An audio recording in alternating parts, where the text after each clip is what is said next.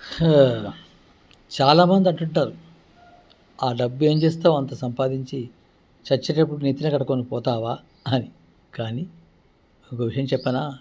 నిజంగానే చచ్చామనుకో డబ్బు లేకుంటే నడవదు.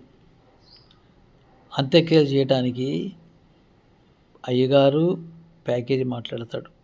ఓ 25, 30 అలాగే శ్మశానాల్లో ఉన్నవాళ్ళు మళ్ళీ 25, 30కి మొత్తం ప్యాకేజీ మాట్లాడతారు. హ్మ్. 10 రోజుల వరకు అన్ని కార్యక్రమాలు చేయడానికి పైసలు కావాలి, డబ్బులు కావాలి. ఇవన్నీ ఎక్కడి నుంచి వస్తాయండి? ఎవరు పెడతారు?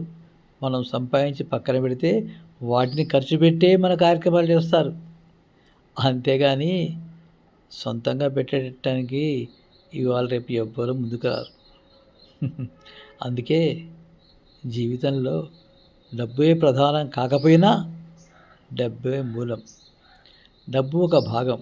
అందుకే అన్నారు పాతవాళ్ళు, ధనం మూలం ఇదం జగత్ అని.